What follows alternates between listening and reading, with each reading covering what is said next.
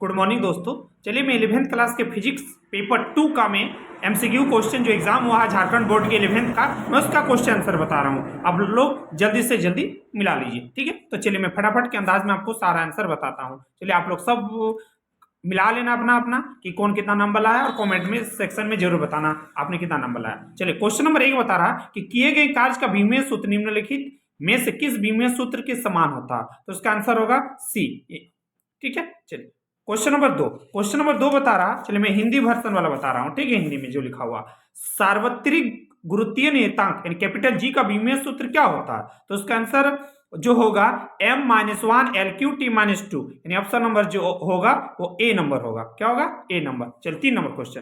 3 number निम्नलिखित में से कौन सा भौतिक राशि का नाम नहीं है। कौन है जो भौतिक राशि का नाम नहीं है? तो भौतिक राशि का जो नाम नहीं है वो क्या है? किलोग्राम, यानी ऑप्शन नंबर ए जो होगा सही होगा। चलिए क्वेश्चन नंबर 4 बता रहा कि ज्योति तीव्रता मापने के लिए किस एसआई इकाई का उपयोग किया जाता है। तो उसका दोस्तों सही आंसर होगा वो सही होगा यानी कैंडेला ही होगा। चलिए नेक्स्ट क्वेश्चन नंबर 5 नंबर बता रहा, 5 नंबर क्वेश्चन है कि यदि कोई वस्तु वृत्ताकार पथ पर एक समान गति से चलती है तो हम उसके वेग के बारे में क्या कर सकते हैं। ये हमेशा क्या होते रहता? चेंज होते रहता है, यानी बदलते रहता है, यानी ऑप्शन नंबर बी। चलिए नेक्स्ट क्वेश्चन नंबर 6, ठीक। मैं रोड किनारे बना रहा हूँ, थोड़ा सा अगर आवाज आ रहा है गाड़ी का तो आप लोग मैनेज कर लीजिएगा, ठीक है। चलिए क्वेश्चन नंबर 6, निम्नलिखित में से कौन सी मात्रा एक सदिश राशि है। तो उसका जो आंसर होगा वो क्या होगा? वेग, यानी सी नंबर ही सही होगा। 7 नंबर क्वेश्चन बोल रहा है कि प्रारंभिक वेग, विस्थापन और त्वरण ज्ञात होने पर अंतिम वेग ज्ञात करने के लिए गति के किस समीकरण का उपयोग करते हैं दोस्तों। तो उसका जो आंसर होगा वो क्या होगा? v² = a² + 2s। इसको हम ऐसा भी लिख सकते हैं v² - a² = 2s, ठीक है। नेक्स्ट क्वेश्चन नंबर 8 जो बता रहा कि यदि दो समान परिमाण के समान और दिशा में विपरीत हो तो उनका परिमाण क्या होगा। तो उसका परिमाण जो होगा दोस्तों क्या होगा? 0, यानी 0 होगा, option number C. Next question number 9 बता रहा कि दो सदिशों के अदिश गुणनफल को डैश के रूप में जाना जाता है। किसके रूप में? यानी बी नंबर ही आंसर होगा, बिंदु गुणनफल। नेक्स्ट क्वेश्चन नंबर 10, प्रक्षेप गति में वेग का क्षैतिज घटक क्या होते रहता है? क्या होगा दोस्तों? बढ़ते रहता है। चलिए सॉरी ये प्रक्षेप गति में वेग का क्षैतिज घटक नहीं, ये जो बी नंबर जो मारा वो आंसर गलत है, यानी कांस्टेंट होगा। ऑप्शन नंबर ए जो होगा वो सही होगा, ठीक। करेक्शन कर लेना। चलिए नेक्स्ट क्वेश्चन नंबर 11, m द्रव्यमान की एक गेंद u वेक्टर वेग के कोठर दीवार से टकराती है और उसी गति से पलट जाती है। दीवार द्वारा गेंद को दिया गया आवेग क्या होगा। तो ऑप्शन नंबर ये जो होगा वो ए ही होगा, यानी जो 2mu वेक्टर ही होगा। नेक्स्ट क्वेश्चन नंबर 12 नंबर बता रहा निम्नलिखित में से किसे जड़त्व का नियम के रूप में जाना जाता है। किसको? न्यूटन की गति के पहले नियम को, ठीक है। बहुत ही इजी क्वेश्चन पूछा, बहुत इजी है क्वेश्चन नंबर, संवेग में परिवर्तन डैश द्वारा दिया जाता है। किसके द्वारा? बल गुना समय, यानी ऑप्शन नंबर बी ही होगा उसका सही होगा। 13 नंबर। चलिए नेक्स्ट क्वेश्चन नंबर 14 बता रहा है कि 10 ग्राम द्रव्यमान के कर्क पानी पर तैर रहा कर्क पर कार्य करने वाला शुद्ध बल होगा। क्या होगा? यानी 0 होगा। क्या होगा? 0 होगा, option number D. 15 number question, ऊर्जा क्या है? कार्य करने की क्षमता, यानी ऑप्शन नंबर ए जो होगा वो सही है, ठीक है। क्वेश्चन नंबर 16, बल विस्थापन वक्र का क्षेत्रफल दर्शाता है। क्या दर्शाता है? ऑप्शन नंबर डी, यानी क्या गया कार्य को ही दर्शाता है। बल विस्थापन का जो क्षेत्रफल होता है वक्र वही दर्शाता है। क्वेश्चन नंबर 17 बता रहा पूर्णतः और प्रत्यास्था टक्कर में क्या होता है। पूर्णतः और प्रत्यास्था टक्कर में क्या होता है? केवल संवेग संरक्षित होता है, यानी ऑप्शन नंबर जो होगा ए होगा सही, ठीक है। ये सी नंबर नहीं होगा। क्वेश्चन नंबर 18, यदि कोई एथलीट 4 सेकंड में 500 जूल काम करता है तो उसकी शक्ति क्या होगी। चल देखिए बनाया है क्वेश्चन को, वेरी गुड, यानी 125 वाट ही होगा। चलिए क्वेश्चन नंबर 19 क्या बता रहा कि जड़त्व आघूर्ण कोणीय वेग के गुणनफल को क्या कहते हैं। क्या कहते हैं दोस्तों? कोणीय संवेग। ऑप्शन नंबर डी जो होगा वो सही होगा। क्वेश्चन नंबर 21, परिभ्रमण त्रिज्या का मात्रक होता है। परिभ्रमण त्रिज्या का मात्रक क्या होता है? यानी मीटर।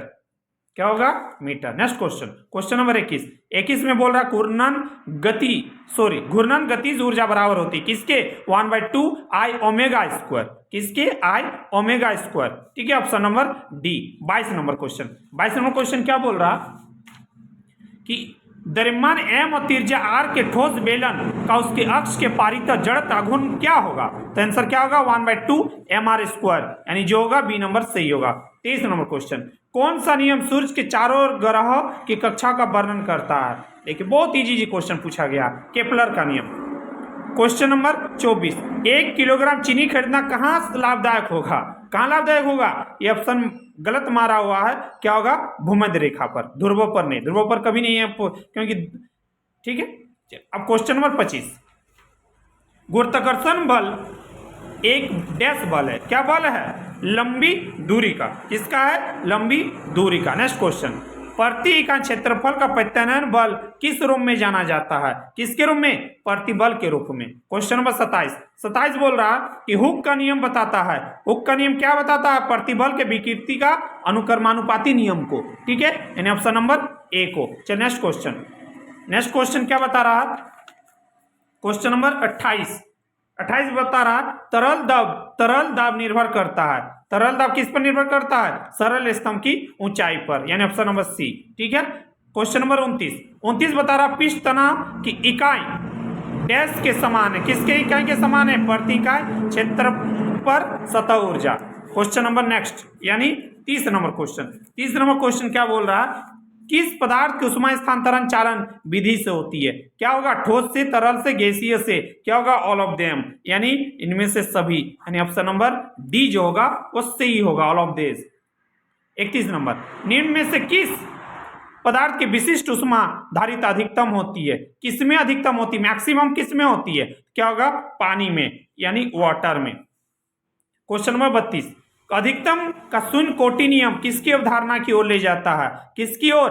टेम्परेचर, यानी तापमान। चलिए नेक्स्ट क्वेश्चन नंबर 33 बता रहा है कि चक्रीय प्रक्रम में निकाय द्वारा किया गया कार्य डैश से होता है। किसके द्वारा होता है? चक्रीय प्रक्रम में चक्रीय पर निकाय द्वारा किया गया कार्य किस पर होता है? शून्य, यानी 0। ऑप्शन नंबर ए सही होगा। चलिए नेक्स्ट क्वेश्चन नंबर 34, गैस के अणुओं की औसत गतिज ऊर्जा डैश के अनुक्रमानुपाती होती है। किसके? वॉल्यूम के, यानी ऑप्शन नंबर जो बी होगा वो सही होगा। नेक्स्ट क्वेश्चन 35 बता रहा है कि यदि कार के टायर गर्म हो तो उसमें गैस अणुओं का दाब क्या हो जाता है? क्या हो जाएगा? मैक्सिमम, यानी उच्च हो जाता है, अधिकतम हो जाता है। ठीक है, नेक्स्ट 36 कह रहा है कि एक सरल आवर्त दोलित्र के लिए निम्न कौन सी राशि नियत रहती है? एम्पलीट्यूड, यानी आयाम। ठीक है, कोई ऑप्शन नंबर सी।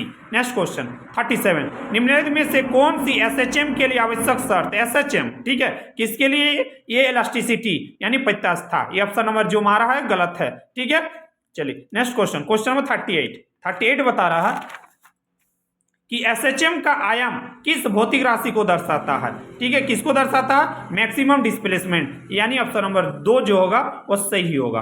ठीक है,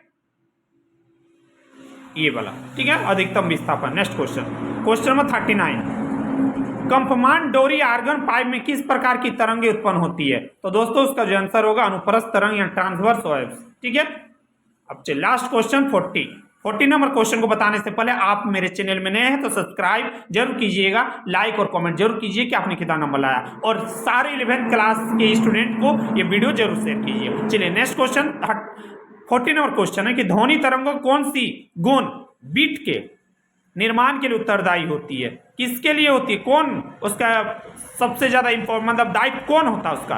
तो उसका जो होता है एम्पलीट्यूड, आयाम, यानी ऑप्शन नंबर जो होगा वह ए जो होगा, यानी सही होगा। ठीक है, ये था दोस्तों 11th क्लास के फिजिक्स का क्वेश्चन आपने, ठीक है, सुना। और इस प्रकार की वीडियो देखने के लिए मेरा बेल आइकन को भी दबा लेना ताकि इस प्रकार का नोटिफिकेशन आप तक जरूर पहुंचे। और थोड़ा बहुत आवाज भी आ रहा होगा क्योंकि मैं अपना कोचिंग से ही बना रहा हूं, तो जिसके कारण से गाड़ी का आवाज आ रहा होगा, आप लोग मैनेज कर लेना। ठीक है, चलिए थैंक यू।